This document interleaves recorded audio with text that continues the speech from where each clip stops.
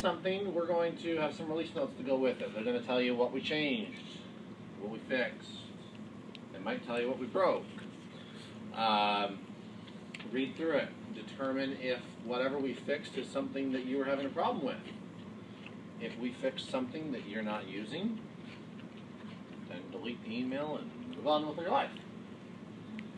If we gave you a new feature that you've really been wanting for, you were voting for it every day and writing comments in the forum that I really want this new feature, we probably had you beta test it then. But go ahead and install that update. Okay? Your firmware should match across the link though. Okay? This radio here should have the same firmware as that radio there. Okay? That doesn't mean that every radio you have has to have the same firmware. It certainly can be a good idea. Okay? When you do an RMA or a return for repair, we will have there's a checkbox on the authorization form that says upgrade my firmware or don't upgrade my firmware. Okay? So if you don't want the firmware upgraded, then make sure you check the no, otherwise we're done upgrading. Alright, how to do the upgrade? Download the firmware and the detailed instructions. Can you go backwards? That's a very good question. So, if you upgrade the image and something's not what you want, you can toggle the firmware back without any huge pain in the rear end, just boot image toggle reboot. If you ever want to downgrade, you have to remove your configuration to downgrade. Okay? Software can handle upgrading configurations, but it can't handle going backwards. It can't handle new stuff. So what was the first part of that you said, if you didn't like the firmware? Boot image toggle. So do the upgrade, download the firmware and the detailed instructions from our FTP or support portal. We certainly suggest that you have copies of everything, just in case. I really like it that you have console cable, just in case. Perform this during the maintenance window or fail over your traffic to another link. The old school way to do it, you're going to transfer the files with TFTP, so in the radio you turn TFTP on, and then from your non-Windows 7, non-Windows 8 device, you'll go ahead and do TFTP-I, put IP address, file name, push the file out. If you have Windows 7, I'm sorry. Then on the radio, you'll do boot image, upgrade, IDU or OMU, and boom, firmware comes in. Okay? TFTP is slow, not all that reliable, but it works. Here's the way I would do it. If your radio can get to the internet, and I'm not saying that you have a public IP address, I'm not saying that it's not firewalled, I'm just saying that it can get to the internet, then you can just pull the files directly from our FTP server inside the radio. Okay? If it can't, you're going to have to transfer those files from our website into your own FTP server and then get to them that way. Just as well. Okay, detailed instructions are there. We're going to follow them in a second. Again, same thing. The FTP server, you log in, you pull the file, and then you do the same shindig, boot image, upgrade IDU. Question. And when you're done, you reboot. Yeah. Can we go back to Dave's slide? Last item, toggle command. I didn't follow you. What if it's booted once to the newer code? And modify the data? No, you can toggle. Okay, but when do you have to, if you formally want to downgrade. So toggling is not downgrading, it's toggling. What's the difference? The radio keeps 2 copies of the image, keeps a current and a previous firmware. 2, that's maximum. If you want to go back to the previous, you toggle. Boot image toggle. You're back at the previous. Okay. Does that stay there? Like if you reboot it, boots up in previous? It'll boot up in the previous. Well, you see boot image toggle will just swap the previous and the current. Then you reboot and it'll go basically with the previous. Current will be your old one. And then you could toggle back to the new. And you can sit there and toggle all day long. But if you wanted to formally downgrade, so say you're on version 3.10 now, you upgrade to 3.11, and you say, forget this, I want to go back to 2.0 or whatever. you'd have to remove the config and then upgrade to 2.0.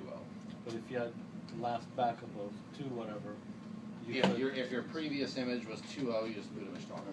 So normally that would work. Yeah. Yeah, Yeah. It's only if you What I it's mean only is if you like- want to go yeah. down. More than one run back. if I have a backup of how my database, my configuration was Yeah. before upgrading to That's 3.1, to get a new feature I could that does not allow that. default it, put the 2 code on, upload my backup. You'd have My to remove config. the config, upload the firmware, reboot, import the config from the old version. So it's an extra step. Yeah. But you don't have, as long as you're keeping it, you don't have to put everything back in, as long as you're saving your configs. Yeah. I mean, once I've heard of somebody needing to downgrade. I'm sorry. What was the question? Downgrading removes everything. If you downgrade, you manually have to remove the config because we don't officially. I mean, we don't support it. It's not a normal way to go. Okay, so for us to be able to downgrade, we have to remove the config. You'd have to do config It remove. won't wipe the unit. No, you depending on the. I mean, it depends on the version. If you're just going back like a minor release, you probably would be okay, but I'm not guaranteeing anything. But if you're going back a major release, it'll either crash when it boots or it'll have weird erratic behavior. It's hard to say. So you would do config remove, then boot image upgrade IDU, then reboot. It'll reboot with no configuration. ODU power on, frequency, speed. Now you have link. Yep. And if it accidentally I don't remove the config and let's say the unit crashes, can I access it through the serial port and try to fix it? Reflashing, let's say the previous software. It's going to depend on exactly the state. I don't want to guarantee anything to you. You could always, through the serial port, you could reload the firmware. The problem is there's not necessarily a way for you to remove the configuration. So you might end up in a situation where you'd have to load the new firmware so that you could remove the config. But in the cases I've seen, it'll boot. It just won't let you do anything. It'll crash shortly thereafter booting or something. Sort of a house break. So you'd have to, it's like the first thing you could do is remove the config and you'd be okay. But if you tried to do anything else, then you'd have a problem. Yeah, good question. Is there a default code in line command if you're reading with the console cable, serial cable? A default what? Default command to completely default the radio back to factory setting? As long as the firmware's working, config remove. Config remove is factory default. Config remove is going to reset the RF stuff. Your IP address and password are saved outside of that file. Okay. So it would be like the long button push. Okay, it's the same. Yeah, so for that matter, you can config remove a radio out in the field as long as you have access to it without a link, because you'll have the IP address will remain the same. Okay? Okay. Let's do it. If you go to our support site, okay, and then you click on, say, Apex Plus, okay, you'll have an option then over here for firmware. Okay, so here's the 3.10 release. We go ahead and click on it. We tell you right here what's changed, what's new, what's fixed, any kind of known limitations that exist. Okay, you go ahead and you open the release notes here. Scroll down, you got all sorts of good stuff. Same thing, new features, bug fixes, notes, known limitations. Software image upgrade procedure. Tells you all about it. Tells you what to do. So forth and so on. Okay. Then at the bottom is the change history. So if you want to know what happened, maybe you're on 1.0 right now and you want to know what's changed beyond just that one release. You can look at the end of this to see what's changed. Okay? Now if I go back up here, I don't see anything that says anything particular about upgrading from a certain version. In my case, I'm going to assume that means I can go ahead and do it. There's nothing special I need to know. Okay? Now I'll show you something that's a little different. If I went to Giga Plus, went to sorted very well. Back to 1.1. And I open those release notes. Okay, software image upgrade from 3.0.x. Well, if you're upgrading from an older version, okay, well, I'm older. Remember, I'm 1.0 something. You take it all the way to the previous version from 3, so Yeah. you can get to 3, then to upgrade. This is what Huh? I gotta do is. You have to go to the latest version before 3, so you can update to 3. It depends. That's why you got to follow the instructions. So, if you're upgrading from an older version, see the corresponding instructions in the following pages. Okay, so I'm not on 3. I'm going to go following. Okay, here's 1.3.0 or 1.3.3. If that's what I'm on, then I follow these instructions. If I'm upgrading from 1.3.2, then I need to do the following. If I'm on an older version, I have to go to 1.3 before I can do this. Okay? So we'll tell you if you need to do something. Just be sure that you look and you read it. Okay? So in case of 1.3.2, I could go down here, boom, here's 1.3.2. And it tells me again, if you're upgrading older, you need to go to 1.3 first. Okay? So then if you went back out here, Giga Plus firmware, you would find, I think it's actually 1.3.2 out here that's posted.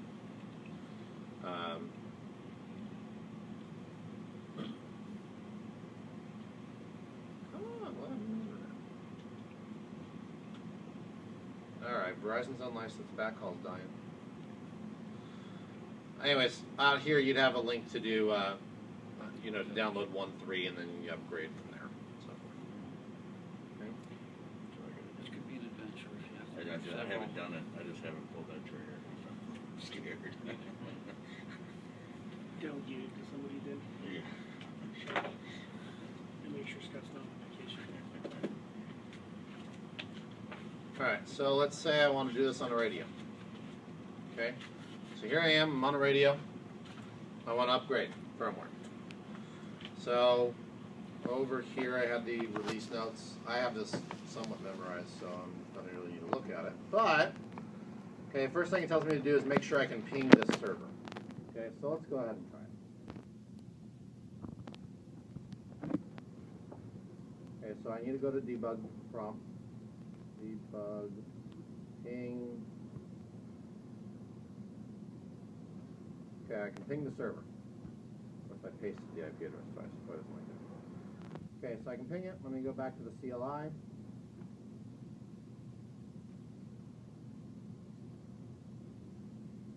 Okay, the instructions tell you to type this in. That's the FTP, then the server name, then the username.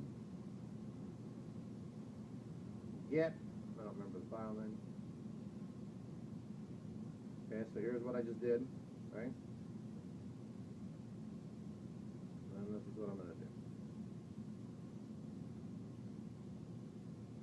I already figured get. Can't get. Doesn't work twice as fast that way. No. Okay, it pulls the file. You log out. Boot image upgrade. OMU. Away it goes. I'm still passing traffic while I'm doing this upgrade. Nothing's actually happening here. I'm downloading the image. I've downloaded the image and now I'm burning the image into the flash. Okay? Nothing actually takes effect until I reboot the radio. Okay? So in this case, I don't know if this build came with ODU and OMU. So the next step would be ODU or? In my time at Trengo, we've never released an ODU firmware update, but Oh, really? Okay. if we ever did, then yes, you'd do a boot image upgrade ODU. In 3 years I've been there, we've never done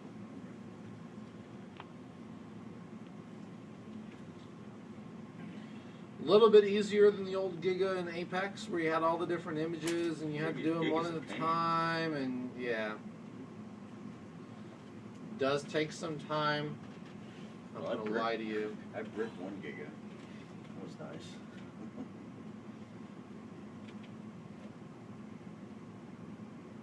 So you watch the little dots go by, go by, go by. So that's the FTP process. The TFTP process is substantially the same. except that instead of doing it all inside the radio, you're going to push the file to the radio. Okay. All the new products, all the new firmware, they all support the FTP upgrade. That's the way I would go. If for whatever reason you don't have access out to the internet, you'll have to put that on a local FTP server or then use the TFTP. TFTP will take you like 4, 5, 6 times, maybe more, longer to transfer the file into the radio. And there's all sorts of other little things that go with it. If you're going to do it with Windows 7, doesn't have the TFTP client, you can install the TFTP client in there, or I would download a program called TFTP D32. It's a little graphical interface, and it works a lot better. If you have an issue transferring the file with TFTP, more than likely the Windows firewall is causing the problem. Okay. You use a different computer, it'll work fine. You use a different program, it'll work fine. Solar Ones has a free one too that works pretty well. Yes, yeah, they've got that. Yeah. If you want to turn off your Windows firewall, you need to go into the services. Now, if your TFTP is not working, and I've learned from the past of not actually doing this because it apparently doesn't work when you're doing it here on desktop. Okay, you go into your Windows firewall and you stop the service. Otherwise, I don't care what Windows firewall says that it's not stopping, not blocking. If your TFTP is not working, Windows firewall is blocking it. Stop the service and then it seems to be okay. Don't do that if you're a remote desktop into a computer. Or you'll never get back in. Any other questions while we're watching the dots grow? Overall, learn something? Lots. Yeah. Did anybody not learn anything? You want your money back? Okay, good. Anybody flying out today? I'm driving home today. I'm driving home today. Beating the ruler. So obviously it's a little fast, but there you go. It's done. So it didn't take that long. So it tells you success. I'm anal. I would go look at my syslog. Syslog tells me image upgraded, image upgraded, image upgrade, image upgrade done. Okay. Boot. And if you were logged into apa.trinkossys.com, you just lost your access. And then the radio is going to take, the normal reboot takes about 90 seconds, maybe 2 minutes. Reboot when it's doing the firmware upgrade could take it 5 minutes.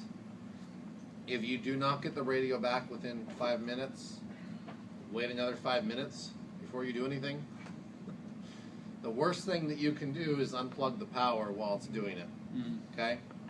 So make sure you give it a good 10 minutes before you do anything to it if it's all, if you can't get back to it. In that case, wait 10 minutes. I'd go ahead and pull the power. Actually, this is a good opportunity. Something else for you guys to consider when you're designing your sites is to have some form of remote power. Okay? Your APC battery backups and whatever, lots of times have remote power. You can get something like this, a little web power switch that you can remote into and turn every port on and off. All that jazz. Might be worth considering something along those lines whenever you need to power cycle something. I don't know